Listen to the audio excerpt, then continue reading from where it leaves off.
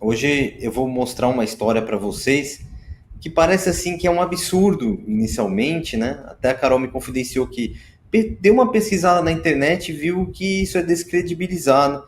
Mas como vocês vão perceber hoje à noite, que não é uma história assim sem nenhuma evidência. É algo muito, muito palpável e que, pasmem, está nos registros históricos antigos.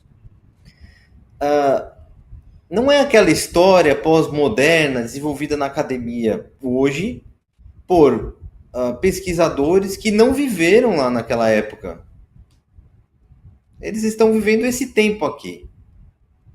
Não é verdade? Eles estão produzindo narrativas, vivendo nesse tempo, produzindo a retórica deles aqui. Estão repetindo, na Mas, óbvio, verdade, né? então, é pior que eles estão criando coisas, entendimentos sobre o passado dentro da antropologia sem ouvir aqueles que viveram na época. Ou os textos da época são ignorados. Eu acho que 99%, se não for 100% dos acadêmicos brasileiros da área de história, arqueologia, não conhecem os autores que eu vou trazer hoje na live, que são autores, historiadores do mundo antigo, que viveram na Grécia, em Roma, né, e em outros lugares, no mundo antigo. Então, como assim não tem evidência? Como assim é uma história maluca? Vocês vão ver hoje à noite que tem muita evidência, inclusive evidência física, evidência linguística, são coisas absolutamente palpáveis e possíveis. Vamos em frente, então. Mal posso esperar para a gente poder mostrar isso tudo para a galera. Tá Gente, o bom. material dele tá bastante detalhado num livro que ele vai apresentar a seguir para vocês. Então, vou pedir para vocês ficarem bem de olho quando ele for falar desse livro, porque, cara, a gente não sabe nada. A gente não sabe nada. E se a gente continuar repetindo aquilo que é ensinado nos livros aí, eu tô com um filho em idade escolar, a gente vai, é nesse sentido, sabe, André? A gente vai continuar repetindo essas narrativas que eu escutei na minha época de escola, você escutou na sua época de escola, escutou depois na Sim. universidade. E se a gente deixar, meu filho vai continuar com a mesma história, e os filhos dele também, e os netos dele. E daqui a pouco a gente vai perder essa memória do que a gente foi um É, dia, né? o que aconteceu, Carol, é que eles proibiram, no fim do século XIX, que fosse divulgado qualquer coisa de nativos da América que tivessem tido contato com outros povos. Isso foi proibido pelo Smithsonian, eu já trouxe isso até no meu canal, tá na revista Enigmas também. Tem um artigo escrito pelo diretor do Smithsonian no fim do século XIX, proibindo que fosse falado de contatos transoceânicos. Ou seja, os nativos da América não poderiam ter tido contato com gregos, romanos, fenícios, etc. E a tese aqui no Brasil, inicial sobre isso, né, que acabou com isso, na verdade foi um blá blá blá, foi retórica, não trouxe nenhuma evidência e simplesmente disse que os antigos, que estavam escrevendo até os anos 30 sobre esses contatos transoceânicos, eles estavam praticando o eurocentrismo e eles queriam fazer que o Brasil tivesse uma origem em civilizações antigas. Não era isso, não. Eles estavam dizendo que o centro de tudo, ou seja, os Estados Unidos da América da outra humanidade, era o Brasil. É isso que eles estavam dizendo. E eles conseguiram inverter a narrativa a chamar quem estava dizendo isso de eurocentrista. Dá para acreditar? Dá para Que tudo acreditar. se originou no Brasil, que tudo se originou na América do Sul. Né? Como um autor, o Dom Henrique Freud Thoron, e outros filólogos, que é um tipo de linguística que existia no século XIX, que era a filologia, o que ela fazia? Ela comparava línguas no mundo inteiro. E o início da filologia era para provar que existiu a Torre de Babel e um mundo antes da Torre de Babel, ou seja, tinha uma língua original humana. Esse era o trabalho da filologia que foi destruída e substituída pela linguística. Então eles faziam linguagem comparada. E muitos pesquisadores, filólogos do século XIX, eles já sabiam que a origem de muitos idiomas no mundo era da América do Sul. Por exemplo, eles descobriram que na Índia existiam centenas de termos que existem no Quechua, mas também existe no japonês, no chinês, também existe no grego. Como assim? Em diversas línguas. Isso, o que demonstra isso, Carol? Que as línguas estavam saindo daqui para lá. Uma coisa inversa do que estavam explicando. A O origem berço era é aqui aqui, então. o berço é aqui. E isso se falar isso é ser eurocentrista. Dá para acreditar? Eles deturparam tudo com blá blá blá, não tem evidência nenhuma em relação a isso. O que tem de evidência são textos antigos e muitas outras coisas que eu vou trazer na live. Podemos começar a projetar? Podemos? Vamos lá. Enquanto o Léo está projetando, uma das coisas que eu vi aí na internet é que essas teses de tentar trazer como o berço da humanidade sendo aqui é de uma tentativa que o ser humano tem de se sentir autoridade, de se sentir importante, de se sentir o centro. Então, que não era baseado em evidência histórica, mas de uma necessidade psíquica do ser humano de se sentir importante. Pode um negócio desse, André? O que é um blá blá blá sem evidência nenhuma. Ele está se baseando aonde isso? Ele está se baseando em textos históricos? Não. Ele está se baseando em achados arqueológicos? Não. É blá blá blá, é retórica. Eu posso inventar o motivo que eu quiser. O que as pessoas têm que perceber é que de um lado tem 100 número de evidências, do outro não tem nada, só blá blá blá. E conversas de psicologia barata essa, né? Não é nem da área de história, é uma conversa de psicologia barata. Eles também têm aquela conversa junguiana de, como é que fala? Memória coletiva? Como é que é? Me ajuda aí, Carol. Inconsciente coletivo. Consciente coletivo é mais palpável do que contatos entre os povos do mundo antigo. Eles falam que as pirâmides existem no mundo inteiro, pirâmides por causa de consciência coletivo. Eles fazem tese sobre isso. E isso é aceito. Agora, quando você comprova que teve contato entre povos apenas separados por mares, que, vamos dizer bem a verdade, né? O mar não tem um muro no mar. É só você pegar as correntes corretas, que até num tronco você consegue vir apoiado e sair na praia. Né? E esses mesmos caras acadêmicos, eles são capazes de fazer uma tese, Carol, de que os macacos atravessaram o Oceano Atlântico navegando. Porque é o seguinte, Carol, como os macacos, eles são adeptos da teoria da evolução, né? Então eles têm que explicar como os macacos se originaram na África e vieram parar no Brasil. Então veio uma ideia brilhante. Os macacos vieram navegando. Tudo bem, os macacos vieram navegando, legal, beleza. Mas por que os fenícios não poderiam vir navegando com barcos de 300 metros que cabiam 800, 900, 1.000 pessoas, milhares de pessoas? Agora, Carol, por que os polinésios chegaram na América de canoas e os fenícios com barcos feitos com cedro do Líbano, uma madeira incrivelmente resistente, de árvores muito grandes que existem no Líbano? Como esses barcos não conseguiriam chegar até o Brasil?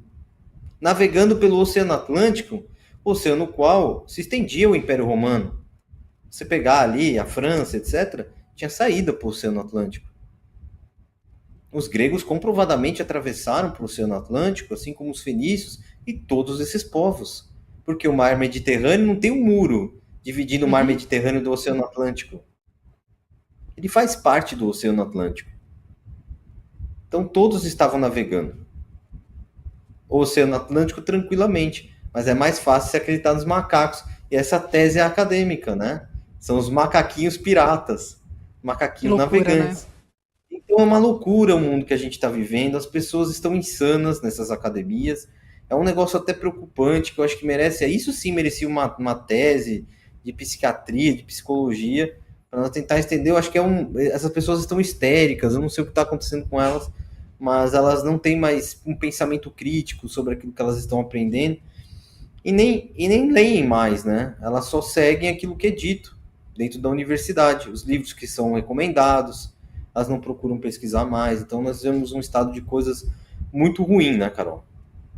Sim, e embora essas coisas nos pareçam tão malucas, e é esse ponto que eu quero despertar você que está em casa, eles são barulhentos, muito barulhentos, muito barulhentos. Não à toa a universidade sobrevive tal como é, não à toa, não por acaso, as crianças continuam aprendendo a história tradicional como a gente criticou agora há pouco. Então, observem, pessoal, o papel que cada um tem quando assiste uma live de se tornar uma sementinha Claro. inquieta, para buscar as informações, para correr atrás. Eu costumo brincar aqui, André, falo, não confia no que a gente está falando, não. Vai você atrás. Busca as É, informações, monta a tua própria história, pesquisa nos livros, adquire os livros, entende o que está acontecendo e seja essa sementinha, porque se a gente simplesmente olha para isso com um olhar de indignação e nada faz, pessoal, daqui a pouco a gente não vai ter mais essas memórias. Né? Hoje sim. temos a internet, e que bom que temos a internet. Mas e quando a gente não tiver uma ferramenta como essa para propagar, se em algum momento a gente não tiver? As sementes é que entram em ação, porque essa propagação boca a boca ela não vai acabar nunca, né, André? Os livros não vão acabar nunca, as informações que a gente guarda, os estudos que a gente tem, os conhecimentos que a gente tem, isso não se perde. E eu vejo um esforço grande do André e de outros parceiros nossos no sentido de divulgar a informação, mas assim, gente, o que eu quero convidar vocês durante toda a live é que vocês sejam essa semente depois, para levar a informação adiante. O quanto antes, o quanto antes. É uma agenda horripilante, né, Carol? Sim. Chega a ser inacreditável para quem pegou o mundo dessa forma e está se dando conta agora. Tudo isso foi planejado. Esse sistema educacional que não gera pessoas com senso crítico, que para serem inventores, empreendedores, não, servem para ser escravos. Não é verdade? É um sistema feito para isso, para escravidão mental, isso que é pior. E durante a história eles queimaram bibliotecas, queimaram livros, muitos livros. Muita gente Vide está aí, sem né? entender essa descoberta da Grande Pirâmide que aconteceu agora, porque não existe mais o livro perdido o livro de Tote, né? Que a gente chama agora de livro perdido de Tote, que foi um livro destruído, escrito pelo próprio Tote. Imagina o que não tinha nesse livro, queimado até o último exemplar. Inclusive dizem que as origens no tarô estão nesse livro. Os arquétipos do tarô vieram do livro de Tote. E isso foi simbolizado em cartas. Então imagina, são arquétipos que são capazes de prever atividades humanas. Imagina o que não tinha nesse livro. Pois Imagina é. chegar numa biblioteca de Alexandria, no mundo antigo, o que não tinha, que não foi tudo queimado. Biblioteca da Constantinopla, tudo queimado. Eles queimam a história, eles apagam a memória. Eu mesmo estive aqui no canal já denunciando isso, mas quem se coloca a estudar a história local, por exemplo, como eu tentei fazer lá em Costa Marques, aqui no interior de São Paulo, naquela construção que está soterrada, quando a gente tenta fazer isso, a gente vê que tem história nenhuma no Brasil. Antes de 1850, apagaram tudo. Eles falam, tá lá na Torre do Tombo, tá a história de todas as cidades, todos os estados, tá tudo lá. Onde que estão os documentos? Ah, tem documento na Holanda que nenhum acadêmico brasileiro nunca visualizou. Por quê? Que existe nesses locais. O que tem nessa caixa forte, que nem a Biblioteca do Vaticano? A gente sabe. A história é um engodo, é uma mentira. Mas, como a gente estava falando até antes da live, até os anos 30, existia uma certa liberdade de imprensa, muito estranha, que nem lembra no início da internet? Não tinha uma liberdade muito maior da gente fazer as coisas dentro da internet? Então, aconteceu isso com a imprensa também. No início ali da imprensa, da grande imprensa, tinha bastante liberdade até. Estava até comentando com a Carol que tem livros americanos que falam da presença de gigantes na América do Norte, no mundo inteiro, por exemplo. Tem diversas matérias de jornais nos Estados Unidos mostrando ossadas de gigantes. E estão nesses livros, você encontra na Amazon, tem um deles aqui. Ou aqueles achados que tinham milhões de anos, etc., datados assim.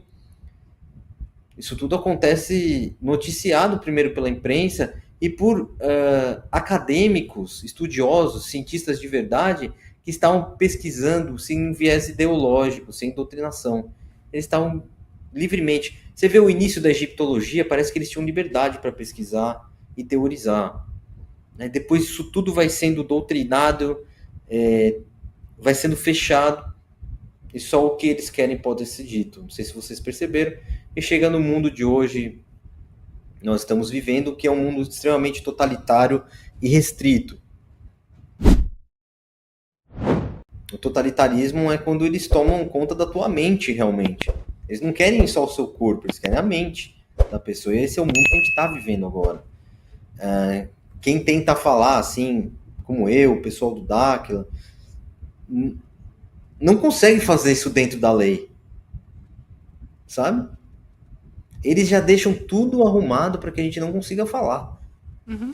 Os próprios algoritmos da internet trabalham a favor deles, né? Sim. Senão, o Sérgio Sacani estaria se criando dessa forma? Não. Tem os algoritmos que estão trabalhando a favor deles também. Tudo trabalha a favor deles. Porque eles inventaram o jogo, a regra é deles, a bola é deles, é tudo deles. E nós temos que jogar esse jogo dessa forma, só que em busca da verdade, tentando despertar algumas pessoas. Nós estamos num momento da história que realmente só algumas pessoas vão ser despertas. A gente não pode tentar despertar todo mundo. Não vai dar. Não dá tempo mais também. Mas esse é um assunto da live, né? Então vamos lá, Carol. Vamos para os slides. Por isso a ideia de cada um ser uma semente, né, André? Léo, se puder colocar os slides É, para a gente. Por isso a ideia de cada um ser uma semente. Coopera muito para o que a gente estava dizendo agora há pouco. Assim, é uma luta de gigantes, sabe, André? E talvez quem assiste, eu não sei se consegue entender a dimensão do esforço que é para fazer esse conteúdo, que é para fazer esse material, que é para propagar esse material. Então, muito obrigada a você que está em casa, mas assim, vamos assistir ativamente esse conteúdo hoje. Esse é meu convite para vocês, ativamente. Depois que terminar, estudar, escarafunchar, buscar mesmo, comentar com outras pessoas. Se gostar do conteúdo, dividir essa live com outras pessoas para fazer esse rastro nessa guerra meio de Davi e Golias que a gente tem. isso. Tem que curtir também, comentar, compartilhar, né? Sim. E principalmente apoiar, né, essas publicações que a gente faz. A publicação que eu estou fazendo agora é o livro incrível do Ludwig Schoenhagen, uma verdadeira obra-prima histórica. Ele fez um esforço tremendo para escrever a antiga história do Brasil, de 1100 a.C. até 1500 depois de Cristo, o que é erroneamente chamado hoje de pré-história, alguma período pré-colombiano, coisas assim. Uhum. Ele fez um esforço porque tem registros. Então ele conseguiu compilar tudo isso. Mas Ludwig Schoenhagen morreu miserável no Maranhão, nos anos 30. Ele publicou esse livro em 1928, que é uma verdadeira obra-prima. Ludwig Schoenhagen ele era austríaco. Não se sabe muito bem se ele era austríaco ou alemão, mas o fato é que ele veio parar no Brasil, ninguém sabe como também, no início do século XX, e ficou andando pelo sertão fazendo pesquisa. Ele já trouxe da Europa uma bagagem desse conhecimento dos antigos escritos dos historiadores, filósofos e poetas antigos que falavam da América. Então, provavelmente, ele já desembarcou aqui para fazer essa pesquisa. Mas a gente não tem relato. E o Ludwig Schoenhagen, olha só, nós estamos trazendo ele de volta. Vai ter sempre alguém, é um trabalho de formiguinha, que vai trazer o Ludwig Schoenhagen de volta.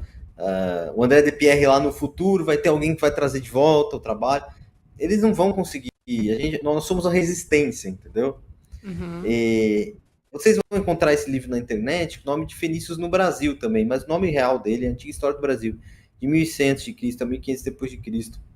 Então, eu espero que o Ludwig Schoenhagen, onde quer que ele esteja bem feliz com essa publicação. A gente caprichou bastante.